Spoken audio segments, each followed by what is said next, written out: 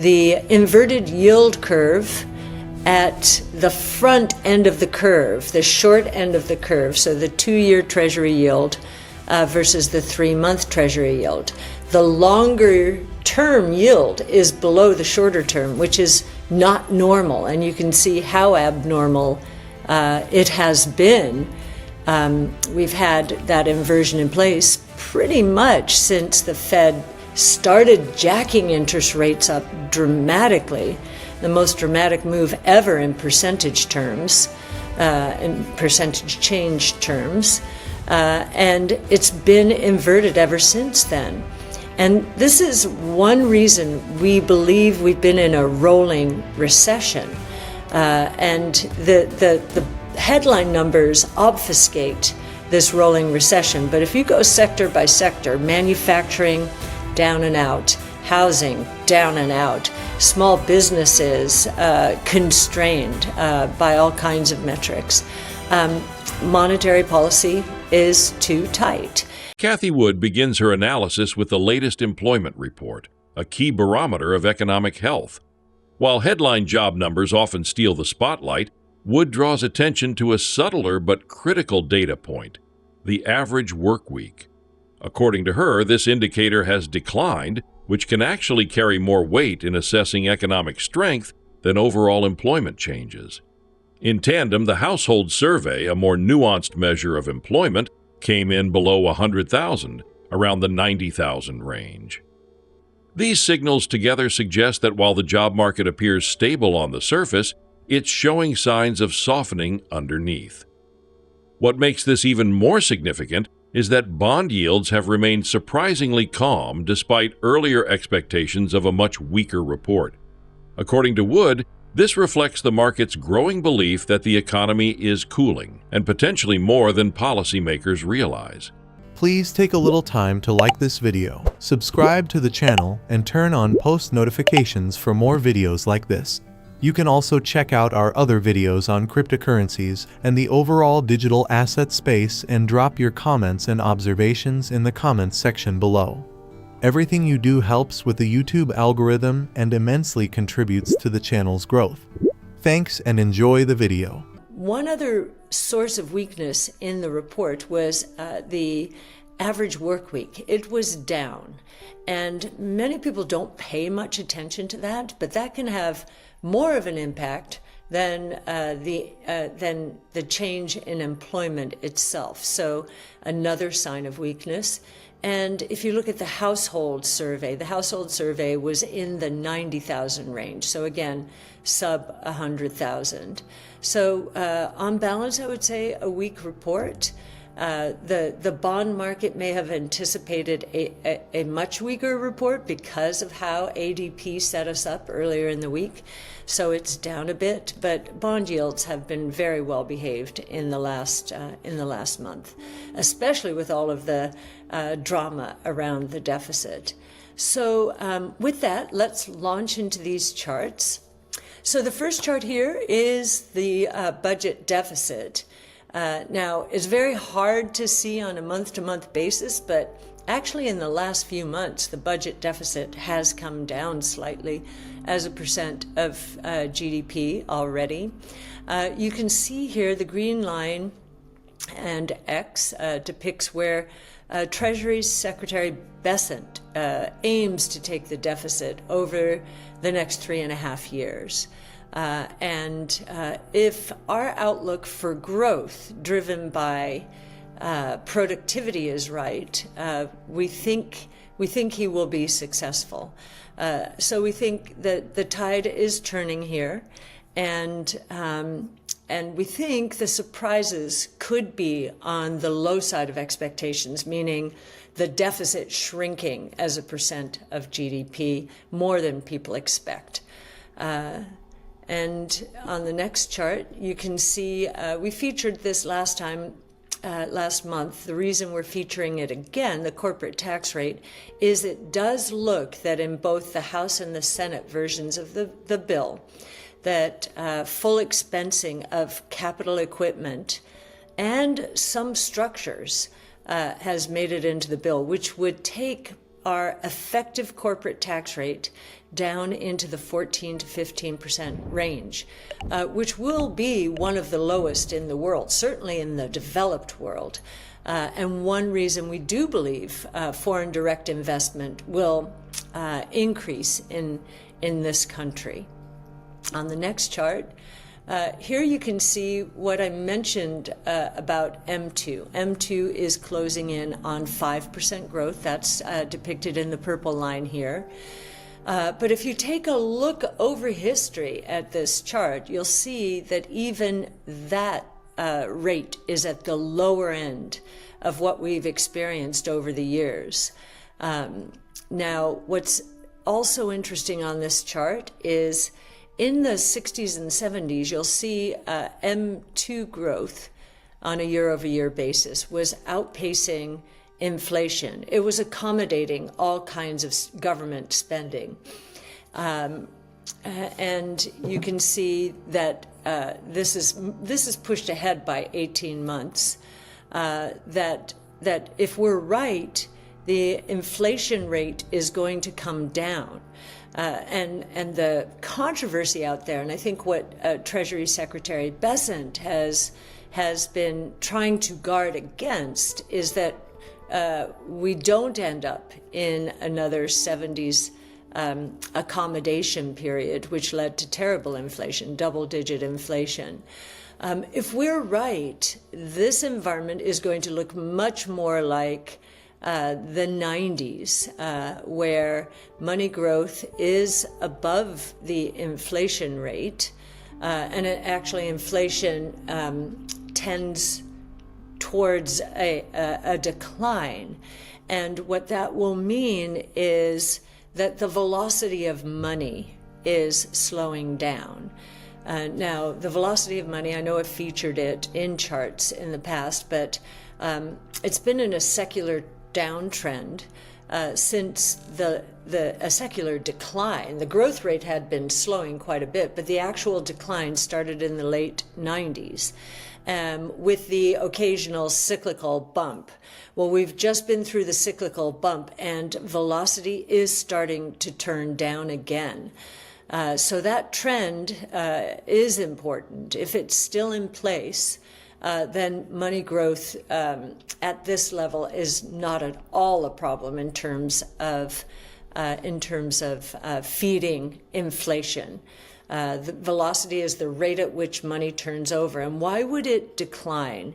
Well, if we're right and inflation is much lower than expected and interest rates will follow, including mortgage rates, then the attitude is, well, I don't have to rush now to buy anything because inflation and interest rates are coming down. That's how you get that psychology. And we think that will be at work during the next few months, if not years.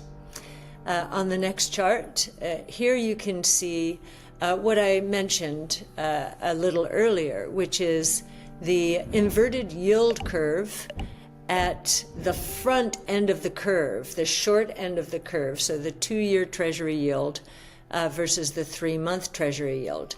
The longer term yield is below the shorter term, which is not normal, and you can see how abnormal it has been. We've had that inversion in place pretty much since the Fed started jacking interest rates up dramatically, the most dramatic move ever in percentage terms, in percentage change terms, and it's been inverted ever since then. And this is one reason we believe we've been in a rolling recession, and the headline numbers obfuscate this rolling recession. But if you go sector by sector, manufacturing, down and out, housing, down and out, small businesses constrained by all kinds of metrics. Monetary policy is too tight. Cathie Wood highlights the inverted yield curve, particularly the spread between the 2-year and 3-month Treasury yields, as a major red flag. This inversion, she explains, has persisted since the Fed's aggressive rate hikes began and suggests that the economy is in a rolling recession. What does a rolling recession mean? According to Wood, it's a situation where different sectors of the economy experience contractions at different times, obscuring the broader downturn in aggregated GDP data. Sectors like manufacturing, housing, and small business have already suffered significantly, even if headline growth appears resilient. The Fed's tight monetary policy, in her view, is continuing to bite and may already be too restrictive given the economic damage being inflicted. And it's getting tighter in recent months, as you can see here. This may be what Chairman Powell was reflecting on when he said, maybe without tariffs we'd be easing. On this next chart, here we're going into some of the economic indicators.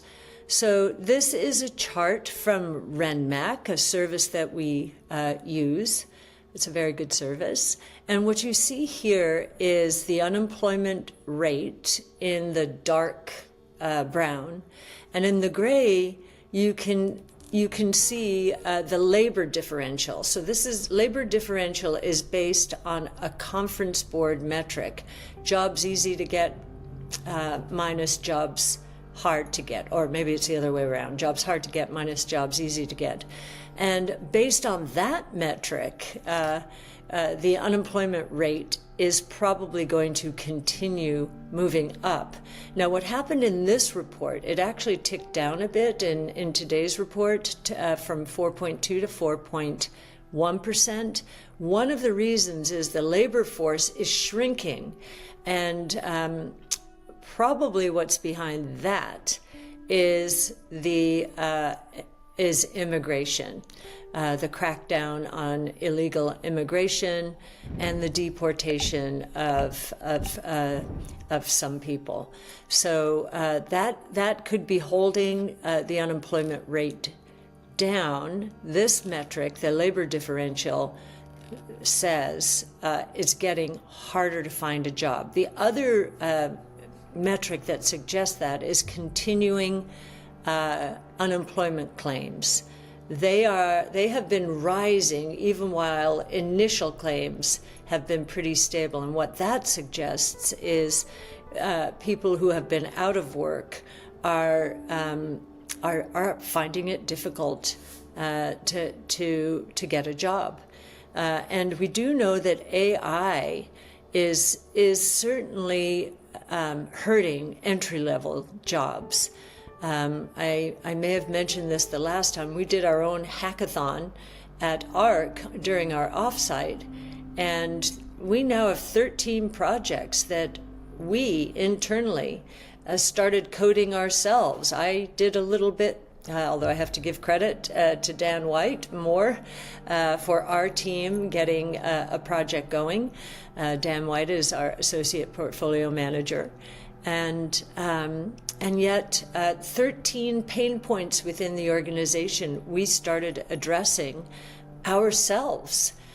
So this idea of natural language, not processing, but programming. We all speak a natural language. Generative AI is all about natural language programming. And so it is one reason we think software as a service is going to run into a little bit of trouble here now that we can do a lot ourselves and customize to our own organization's needs.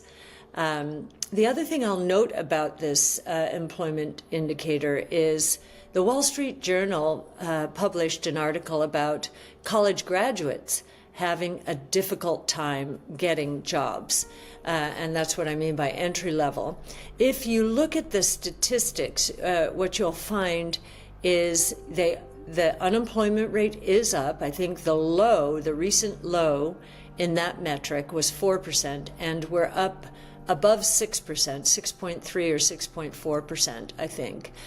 So it is true that college graduates are finding it difficult to get a job, and AI is probably the reason. So the lesson here, anyone who is thinking about changing a job or or looking for a job is start focusing on AI. There's a lot you can do yourselves, and follow Frank Downing, who's our director of research on the next generation internet broadly, but on AI specifically, and Joseph Soya, who is a research analyst. Follow them on X. Follow people they follow who are really transforming the world with AI, and learn a lot about it. There's a lot you can do to up your game in that particular realm. On the next page, another indicator that that there is some stress out there when it comes to employment. You can see these are Google searches on how to file for initial claims, initial unemployment insurance claims. You can see it shot up right after the election, because I think a lot of people thought that, oh no, this is going to be a very terrible environment, and we better figure out, if we're going to lose our jobs, what to do next. That kind of settled down. The tariffs have probably set it off again, as well as this notion that AI is starting to displace some jobs, or maybe remove jobs entirely, so they're no longer there for the entry level. So here is real GDP versus productivity. Real GDP is in the purple, and you can see how this rolling recession has been obfuscated, I think, holding real GDP growth up over the last few years as housing has crashed and manufacturing has really been under a lot of stress. Cathie Wood's analysis offers a refreshing blend of realism and optimism. Yes, the labor market is showing cracks. Yes, inflation and interest rate risks persist. And yes, AI is disrupting traditional job paths. But beneath those challenges lies a transformative opportunity. Productivity is rising. Corporate tax policy is becoming more favorable. AI is not just a threat, it's a powerful tool that anyone can leverage to become more competitive. ARK's core belief remains intact. Innovation is deflationary. And that's good news. The coming years may not resemble the roaring post-pandemic rally of 2020-2021, but they also won't echo the crisis-laden 1970s. If anything, we may be on the cusp of a new era, one where technology drives both economic expansion and wealth creation in unprecedented ways. So whether you're an investor, entrepreneur, or simply a curious observer of macro trends, Cathie Wood's message is clear. Don't be misled by surface-level headlines. Understand the deeper currents, stay informed, and most importantly, prepare for the future, because it's arriving faster than you think. Please like and subscribe.